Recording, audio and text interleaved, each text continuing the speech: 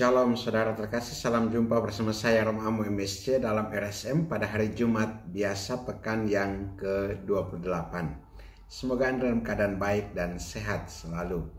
Saudara, hari ini tanggal 18 Oktober merupakan pesta Santo Lukas Penginjil. Sedikit catatan tentang Santo Lukas. Lukas merupakan salah seorang yang bertobat karena usaha orang-orang Kristen pertama di Antioquia. Ia adalah seorang tabib terkemuka di kota itu. Setelah bertobat, ia menemani Paulus dalam perjalanan ke Makedonia dan ikut juga ke Yerusalem dan Roma. Di Yerusalem, Paulus ditangkap, lalu ditahan dalam penjara selama 2 tahun. Waktu itu, Lukas mungkin mulai mengumpulkan bahan yang dipergunakannya untuk menulis Injil dan bagian pertama Kisah Para Rasul. Dari bahasa penulisan kitabnya dapat diketahui bahwa Lukas adalah seorang yang terdidik dan mendapat banyak pengaruh dari ajaran-ajaran Paulus.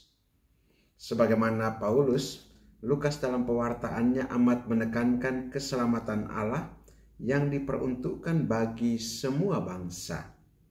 Karena itu Injil hari ini, Yesus mengutus 70 murid supaya semakin banyak orang yang diutus, tetapi juga semakin banyak orang yang dijangkau oleh perutusan itu. Dan dalam perutusan 70 murid ini, begitu banyak orang yang mengalami jamahan dan kasih Tuhan. Saudara, dan Lukas juga menaruh perhatian kepada orang-orang miskin dan selalu menunjukkan Allah yang berbelas kasih dan mengampuni dalam setiap tulisannya. Di samping Injil, Lukas juga menulis Kisah Para Rasul yang menggambarkan perkembangan gereja dari saat Kristus naik ke surga sampai saat Paulus tiba di Roma. Menurut Lukas, kabar gembira ditujukan kepada semua orang, khususnya kepada orang-orang lemah dan hina dina, kaum miskin, serta para pendosa. Sebagai pengarang Injil, ia diberi lambang lembu yang dikenal sebagai binatang persembahan, karena Yesus dalam Injilnya digambarkan sebagai kurban silih atas dosa-dosa seluruh dunia. Lukas meninggal dunia pada usia 84 tahun sebagai martir. Saudara, penginjil Lukas yang memberikan perhatian lebih kepada bangsa-bangsa bukan Yahudi dan juga terutama kepada orang-orang pinggiran, orang-orang miskin, para pendosa. Dan Lukas yang bukan murid langsung dari Yesus, tetapi turut peduli dalam pengajaran Yesus.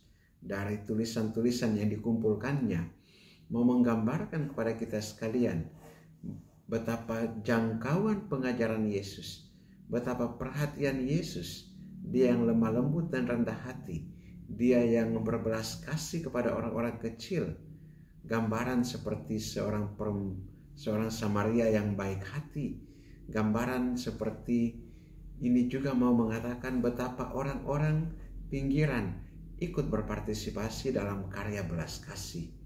Begitu juga dengan perempuan berdosa, orang-orang berdosa yang bertobat menjadi bagian atau menjadi tempat di mana kabar gembira diwartakan supaya kerajaan Allah dialami di mana-mana.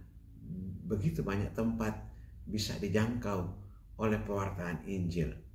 Tentunya Anda dan saya juga adalah murid-murid Kristus, berusaha juga untuk mewartakan Injil Tuhan, menembus batas sampai kemanapun, terutama menyentuh kepada orang-orang kecil dan sederhana, orang-orang miskin dan para pendosa, supaya mereka mengalami kerajaan Allah, kerajaan keadilan, kebenaran, dan damai sejahtera. Berkat Allah yang Maha Kuasa turun dan tinggal atas saudaraku, Bapa dan Putra, dan Roh Kudus.